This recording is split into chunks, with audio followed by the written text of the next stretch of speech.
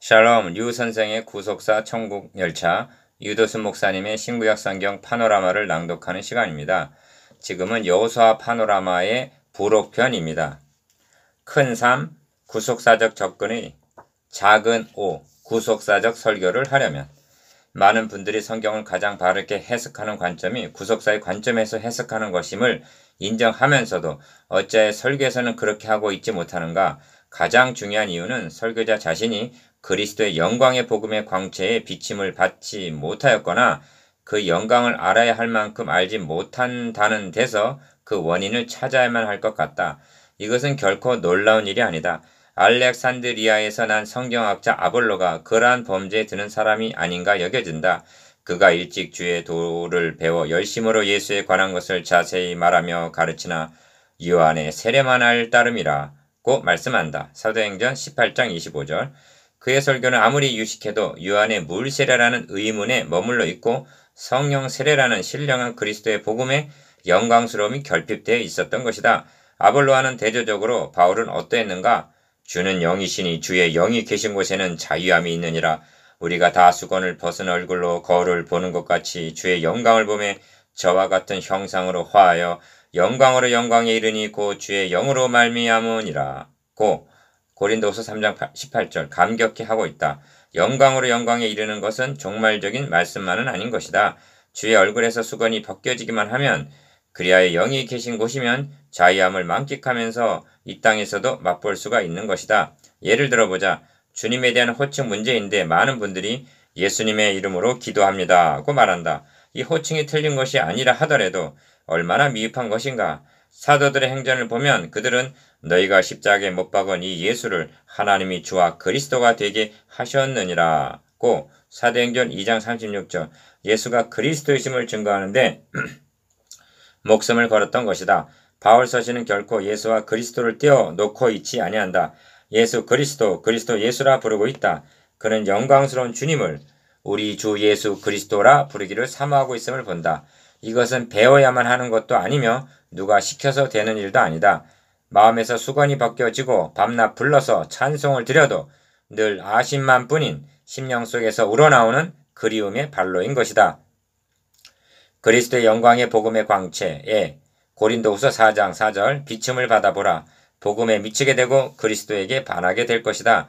그렇게 되면 성경이 나에 대하여 증거한 것이라 하신 성경에서 다른 사람을 찾지 않게 될 것이다. 성경 어디를 보나 그의 눈에는 온통 그리스도만이 보이게 될 것이다. 아벨의 제사, 노아의 제사, 아브라함의 제사와 유월절 양과 속죄의 제와 속건제 등 성경 구구절절에서 어린 양 되시는 그리스도의 피가 흐르고 있음을 알게 될 것이다. 계시록에서는 주님을 일찍 죽임을 당하사라고 묘사하고 있다. 계시록 5장 9절. 일찍 죽임을 당했다니 언제부터인가? 실로 하나님의 어린 양은 창세기로부터 죽임을 당하신 것이다. 계시록 13장 8절. 두 번째 이유는 성경 연구에 대한 태만을 들 수가 있을 것이다. 사실 성경을 구속사의 관점에서 보기 위해서는 내 눈을 열어 주의 법에 귀한 것을 보게 하여 주소서. 시편 119편 18절에 해 주셔야만 가능한데 그것은 아무에게나 그렇게 해주시는 것이 아니라 주의 말씀을 금 곧 정금보다 더 사랑하는 자에게 뿐이다. 시편 119편 127절. 베드로전서에는 하나님의 구속사역을 천사들도 살펴보기를 원하고 있다고 말씀하고 선지자들도 연구하고 부지런히 살펴서 그리스도의 고난과 영광을 깨닫고 증거하였노라고 말씀하고 있다. 베드로전서 1장 10절에서 12절. 천사나 선지자들도 그러했다면 우리는 얼마나 더 부지런히 연구하고 상고하여야 하겠는가? 성경 연구에 있어서만큼 구하라 찾으라 문을 두드리라는 말씀이 절실한 것은 달리 없다. 말씀을 맡은 자들은 많은 일로 분주하나 성경을 바르게 해석하여 올바로 증거해야 하는 이 직무를 등한시하면서까지 동분서주해야 할 만큼 더 중요한 일이란 없는 것이다. 성경은 다이너마이트와 같다. 바르게 사용하면 유익하지만 잘못 사용하게 되면 수많은 영혼들을 죽이게 되는 것이다. 주님 당시의 지도자들이 그 대표적인 예이다. 화 있을진저 너희 율법사여 너희가 지식의 열쇠를 가져가고 너희도 들어가지 않고 또 들어가고자 하는 자도 막았느니라고 책망하신다. 누가복음 11장 52절. 지식의 열쇠를 맡은 자들은 그 열쇠로 회중들 앞에 천국문을 활짝 열어 주어야 할 책임이 있다. 그렇게 하기 위해서는 성경을 부지런히 살피고 연구하여야만 한다. 또한 성경을 구속사의 관점에서 접근한 책들을 참고하는 것도 성경을 보는 관점을 전환하는 데 도움이 될 것이다. 전과는 달리 근자에는 이러한 책들이 많이 발간되어 있다. 세 번째로 앞에서 언급한 성경 연구와 관련이 있는데 성경을 주석적으로 깊이 연구하는 것도 중요하지만 높은 곳에 올라 한눈에 바라보듯 성경 전체를 거시적으로 볼 수 있어야만 한다. 구약성경 파노라마, 신약성경 파노라마 참고. 구속사적 설교 방법이란 주어진 본문 자체의 테두리 안에서뿐만 아니라 창세기에서 계시록까지 펼쳐져 있는 넓은 문맥 속에서 관찰하게 되기 때문이다. 성경의 통일성과 점진성에서 이탈하지 않고 그 맥락에서 의미를 구하는 것이다. 그렇게 하려면 성경을 많이 알아야만 한다. 내 눈을 열어서 주의 법에 귀한 것을 보게 하소서. 주의 말씀을 열무로 우둔한 자에게 비추어 깨닫게 하소서. 시편 119편 18절 130절 하고 사모하는 마음으로 성경을 상고해보라. 진리의 성령께서는 신기하리만치 가르쳐 주시고 생각나게 해 주실 것이다. 요한복음 14장 26절. 작은 6. 구속사적 설교의 유익. 왜 성경을 구속사의 관점에서 해석하고 설교하여야만 하는가? 첫째는 하나님의 주권을 세워드리기 위해서이다. 구속사란 하나님이 계획하시고 언약하신 바를 주권적으로 성취해 나가시는 역사이기 때문이다. 오늘날은 하나님의 주권보다는 인간의 책임이 강조되고 있다. 실제로는 책임도 제대로 감당 못하면서 하나님의 주권을 증거해야 할 책임이 설교자들에게 있는 것이다. 둘째는 구속주 되시는 예수 그리스도를 증거하기 위해서이다. 이 점은 설교자들에게 맡겨주신 영혼들의 사활이 걸려있는 문제다. 주님께서는 아이들이 예수님을 만나러 오는 것을 저지하는 제자들을 보시고 분이 여기셨다. 마가복음 10장 14절. 설교자는 구주 되시는 예수 그리스도를 만나러 오는 심령들을 설교를 통해서 저지해서는 안 된다. 아멘. 명심하라. 신구약 시대를 막론하고 구원은 오직 나로 말미암지 않고는 아버지께로 올 자가 없다고 하신 그리스도뿐이신 것이다. 셋째는 하나님의 주권을 세움으로 성도들의 신앙을 서 있는 신앙이 되게 하기 위해서이다. 모험적인 설교는 성도를 세워지는 일에 미흡하다. 성경에는 창세기에서부터 계시록까지 뻗쳐 있는 척추와도 같은 말씀이 있다. 이것이 구속사이다.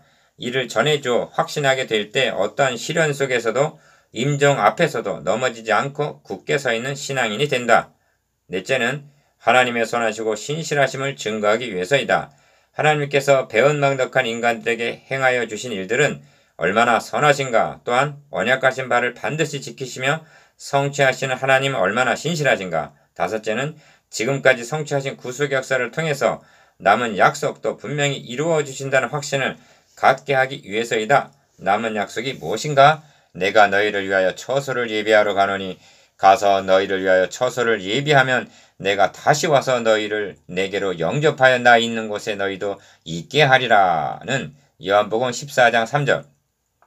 재림의 약속만이 남았을 뿐이다. 만일 우리 생전에 그 날이 임함을 보지 못한다 하더라도 이 사람들은 다 믿음을 따라 죽었으며 약속을 받지 못하였으되 그것들을 멀리서 보고 환영하게 될 것이 아니겠는가. 히브리서 11장 13절. 여섯째는 성도 한 사람 한 사람이 창세기에서 시작하여 계시록에서 완성되는 구속사의 동일선상에 서 있다는 자각이다. 이것은 자신의 위치와 사명이 무엇인가를 일깨워주는 대단히 중요한 각성이다. 모세나 여호수아나 베드로나 바울처럼 자신도 구속의 역사를 1mm라도 전진시키는데 쓰임받고 있다는 혁명적인 깨달음인 것이다. 일곱째는 이상 6가지를 깨닫고 하나님을 더욱 사랑하며 경외하기를 배우게 하기 위해서이다. 이를 깨닫기만 한다면 하나님께 감사하며 찬양하며 자랑하지 않을 수가 없을 것이다.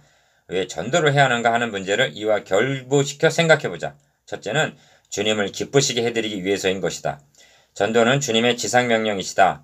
그러므로 전도에 힘쓸 때에는 주님은 가장 기뻐하신다. 구속의 은총을 알았다면 주님을 기쁘시게 해드리고 싶을 것이다. 에베소서 5장 10절. 잠깐 부언 설명하면 지상명령이라는 뜻을 오해하는 분들이 있습니다. 지상, 땅에서 뭐뭐 하도록 하시는 명령이시다. 이런 뜻이 아니라 이 지는 극할지예요. 그래서 가장 높은 명령이시다. 그래서 지상명령이라는 뜻은 하나님께서 우리에게 원하시는 주님 승천하시기 전 구주 예수께서 우리에게 명령하신 명령 중에 가장 중요하고 우선되는 가장 큰, 가장 위에 있는 명령은 전도라는 뜻입니다. 예, 오해 없으시기 바랍니다. 둘째는 영혼에 대한 사랑이다. 예, 첫째는 주님을 기쁘시게 해드리기 위해서고 전도는요. 두 번째는 영혼에 대한 사랑. 주님은 영혼을 사랑하셔서 자신을 주셨다. 한 영혼을 천하보다 귀하게 여기시지 않는가?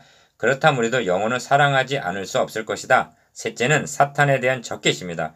여기에 전도에 대한 열정이 있다. 전도란 뱀의 후손과 여자의 후손이 원수가 되게 하리니 하신 영적 전쟁임을 아는 자만이 분발할 수 있다. 주님께서는 나사로의 죽음을 보실 때 심령에 통분히 여기시고 민망히 여기셨다. 요한복음 11장 33절. 우는 그들을 보실 때 민망히 여기셨고 사망의 권세 잡은 자 사탄을 보실 때 통분히 여기신 것이다. 이리가 닭을 물어갔다면 분하지 않겠는가? 닭이 아니고 당신의 자식을 물어갔다면 어떻게 하겠는가? 전도는 그러한 싸움인 것이다.